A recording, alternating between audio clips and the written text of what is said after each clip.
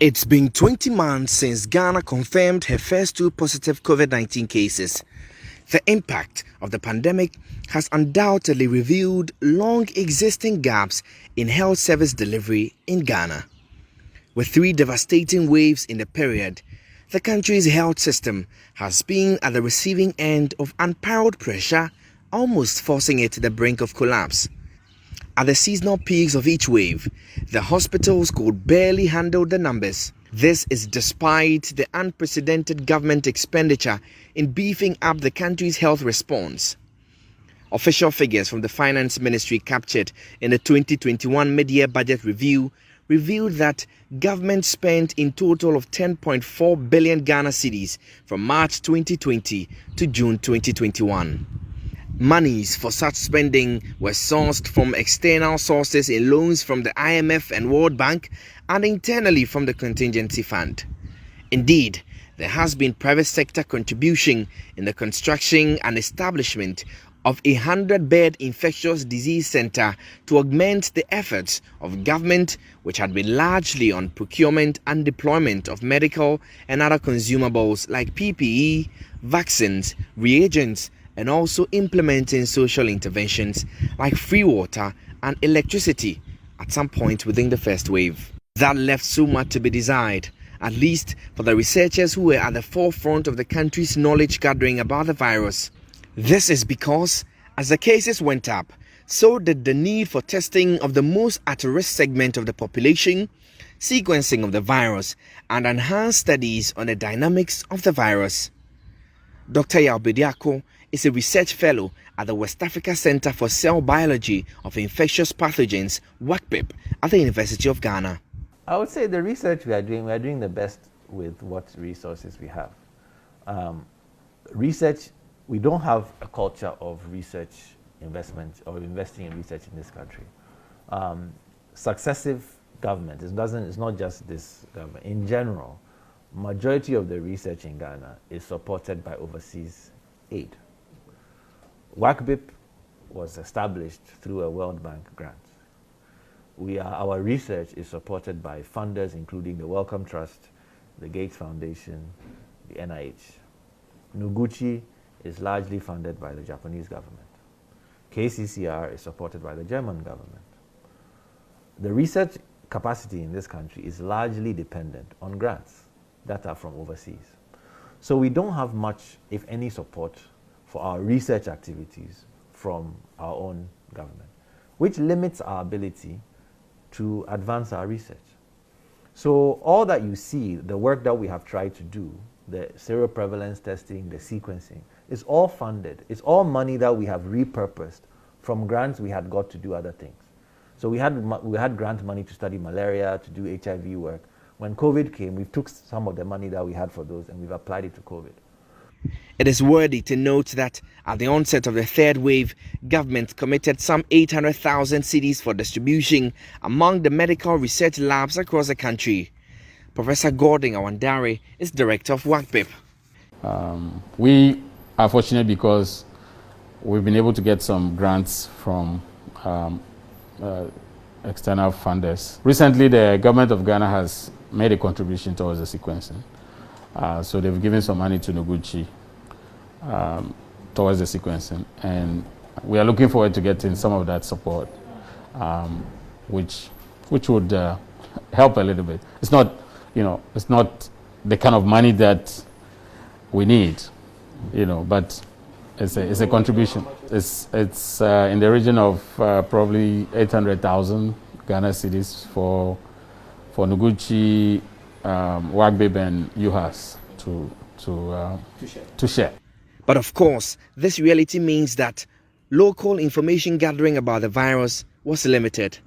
Dr. Emmanuel Ahiable admits that this lack of information about the virus affected the confidence of medical response, and thus the lives of thousands of patients hung in a balance as they continued to battle to stay alive from one oxygen cylinder to the other.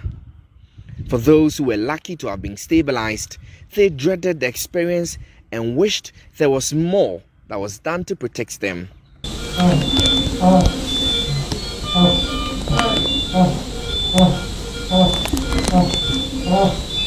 With a cumulative number of 130,077 cases confirmed in the period beginning March 12, 2020, nearly 2 people succumb to the virus every day, bringing total deaths to 1,175 as of October 24, 2021. Government has, through its coronavirus alleviation program, announced a tax incentive for persons within the healthcare value chain considered as frontliners. These included doctors, nurses, security personnel, and in fact, environmental health workers who conducted the burial of COVID-19 dead bodies under strict supervision from the Ghana Health Service.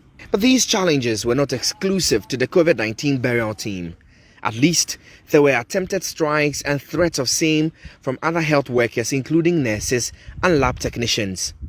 The relief for many health policy analysts is government's ambitious Agenda 111 project, which is expected to deliver 111 district hospitals across the country to significantly boost the infrastructural strength of the country's health system. An addendum is the objective of establishing local vaccine manufacturers in Ghana. So, I hope that this event will highlight the need for sustained investment, government investment in research in this country.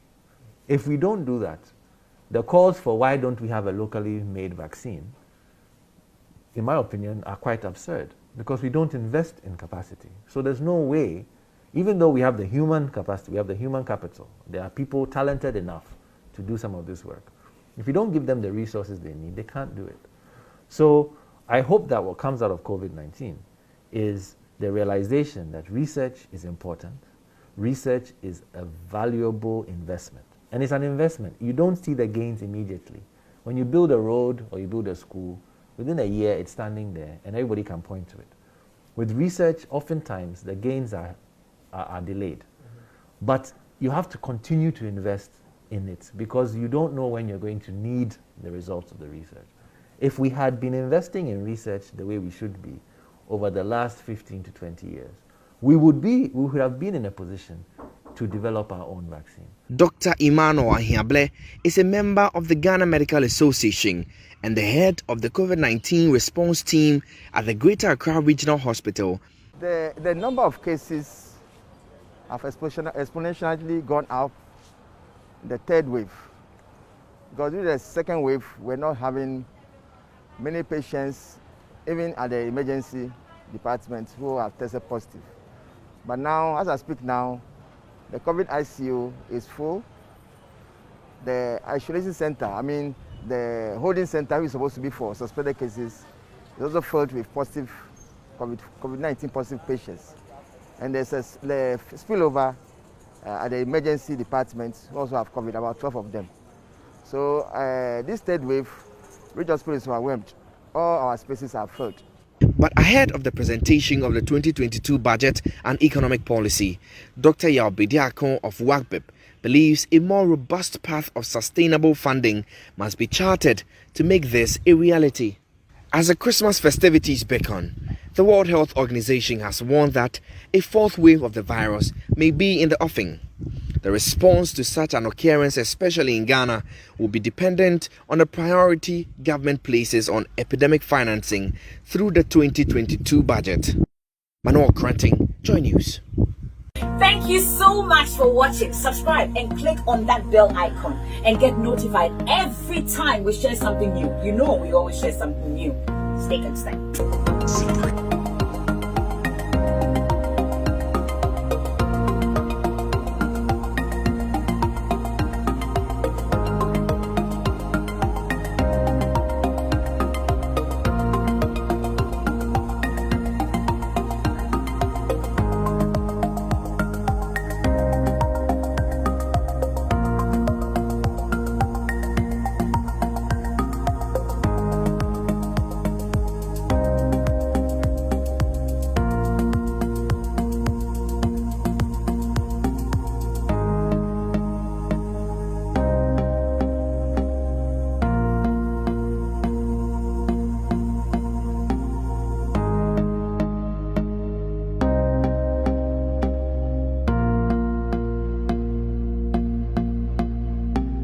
Thank you so much for watching. Subscribe and click on that bell icon and get notified every time we share something new. You know we always share something new. Stay consistent.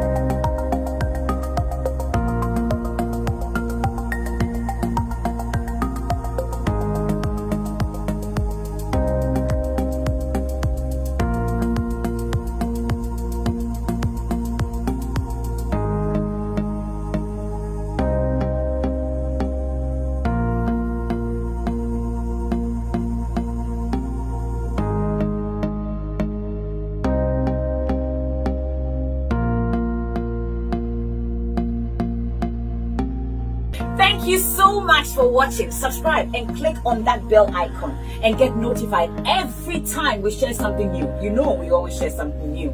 Stay consistent.